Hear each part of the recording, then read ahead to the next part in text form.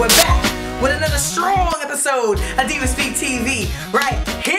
We've got, of course, a big up, a letdown. I know you love that. We've got a special Superwoman of the Week, and we have a new feature for all my internet gangsters.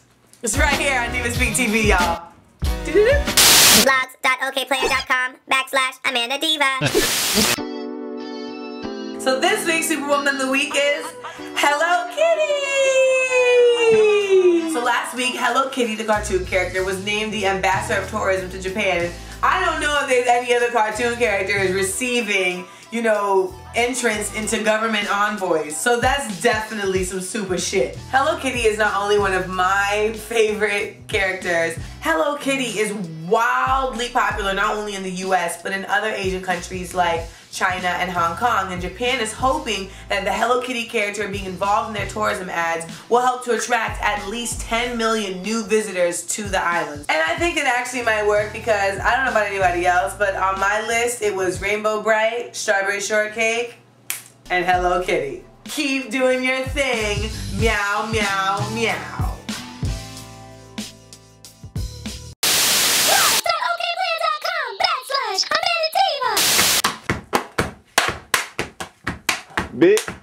Big up, Letdown. Slick Rick the Ruler, otherwise known as Ricky Walters, was granted a pardon by New York Governor David A. Patterson in a final attempt to prevent him from being deported out of the United States and back to Jolly London. Mr. Walters has fully served the sentence imposed upon him for his convictions, had an exemplary disciplinary record while in prison and on parole, and has been living without incident in the community for more than 10 years. In that time, he has volunteered at youth outreach programs to counsel youth against violence, and has become a symbol of rehabilitation for many young people. So another big up goes to our Governor David A. Patterson right here in New York for seeing that and giving Rick a big up himself. So we'll keep our fingers crossed for Mr. Ricky Walters. Even though he has the pardon from the governor, still has to go to another step to get the Federal Immigration Bureau to complete the pardon. The rules are that if you are an alien in America and you are incarcerated on a felony charge, you have to get deported back to where you came from. I urge federal immigration officials to once again grant Mr. Walters relief from deportation so that he is not separated from his many family members who are United States citizens, including his 2 teenage children. You know what that means. He's gotta know all the words to Mona Lisa. A virgin? I didn't mean it to slap. You trying to tell me she a virgin with a yay wide gap? Must be nice to be a rapper. That Slick Rick guy is great. I know his colleagues are like, we're gonna have Tupac on a stamp if we don't act quickly. These Negroes are taking over. Next thing you know, he's gonna be letting Suge Knight in his cabinet. Let down. BET recently released its nominees for the BET Awards 2008, and I'm confused. Now, I know this whole question of like female MCs and, you know, what are they and where are they and whatnot has been coming up over and over and over again. So the letdown today goes to the BET Awards Best Female Rap category. And the nominees for Best Femc are... So let me make this clear from the beginning before folks lose their minds. Trina for Still the Baddest Bitch. Lil Mama for Voice of the Young People.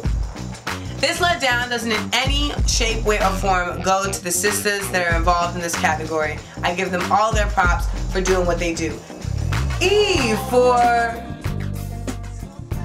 Missy Elliott for and Kid Sister for. The letdown goes to the fact that I don't even know what this category is actually awarding people for. Is it for just being a rapper? Or is it for actually putting out an album? Is it for just having a song? What is it? Because only 2 women out of this category have actually dropped an album within the award year cycle. Trina dropped an album. Lil Mama dropped an album. But Kid Sister, Missy, Eve, their projects never even came out. So they're being nominated based on singles. Dang. Every other category is full of people who have dropped complete works. But this Best Female Rap category has now become something that's just done out of whatever the fuck. And why is that?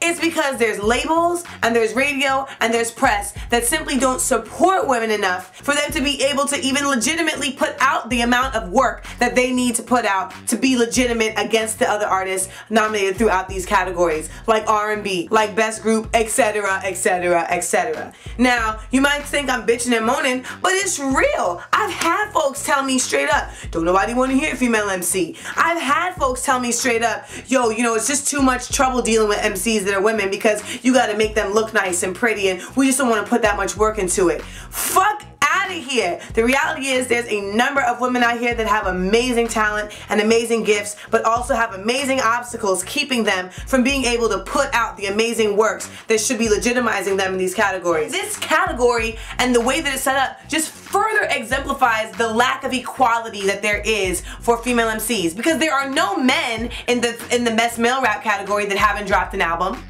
because that wouldn't be appropriate. But for the women, we'll just throw some women in there and they call it, you know, giving us love, but it's not giving us love because we're not being held to the same standard as the others. And ladies, if we are not respecting the quality of what we do and making sure that we are held at a standard of credibility that they're holding everybody else at, then we will always be looked at as less than.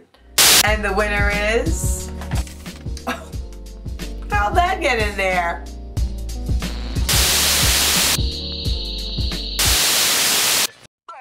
From the Blogosphere. From the Blogosphere.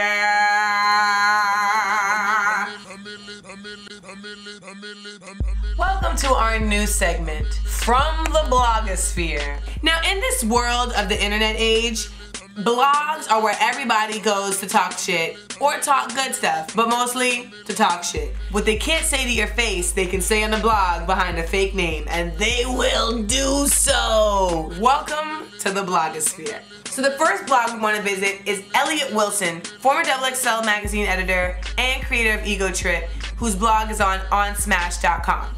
Now last week, Elliot wrote a poem about me that some people regard as negative, but that I personally took as a positive poem. Here's an excerpt. Hillary stepped down, Amanda stepped in. Save the rap game for your fellow women. Lauren fucked up, but you can make it right. Choose one career and get them raps tight. Now, that last line seemed a little bit skeptical to me, but I'm gonna be a positive person and take all of this as praise, because the reality is that for me to even be on his radar is a good thing. Now, what does someone write in response to this blog? Here's a haiku. Amanda Diva, you ruined Floetry. Kill yourself. You know what? Maybe I will. Now imagine if you, the person who wrote that blog, saw tomorrow that Amanda Diva had committed suicide. You'd feel like an asshole, wouldn't you? I'm so tired of taking the brunt for this Floetry situation. I didn't break up Floetry. Floetry broke up. All I did was step in to try and keep the brand going. Welcome to the Blogosphere. So the next blog we're gonna visit is called NotRight.com. Dope blog, talks about new stuff going on in hip hop, and they actually featured my video for Windows Over Harlem. Shout to Not Right. And someone put on the blog, this heifer is from Orlando. Hello, of course I'm from Orlando. I actually say in the lyrics to the song, and I don't remember how I lived without this, which meets the point that I have lived without Harlem. Hello. I might be from Orlando, but I went to college at Columbia, majored in African American Studies, and did much of my research on this community, which is Harlem. And not only did I study it, but I live in it, so I talk about it. Holla. Blogosphere. So happy blogging to everybody out there. I appreciate everybody who says anything about me, be it positive or negative. But know this, if you say some out of pocket shit, we will be getting at you in the Blogosphere. So I want to let y'all know about some upcoming events. You can check me out here in New York City at the Eclectic Ride on June 10th. And you can check me out on June 17th at the Hot 97 Who's Next Showcase going down to SOBs. So make sure you look out for that. Also, Life Experience is still for sale, so cop it. Before we get out of here, I want to big up all of the graduates of the class of 2008. my assistant Laquan, my cousin Jaren,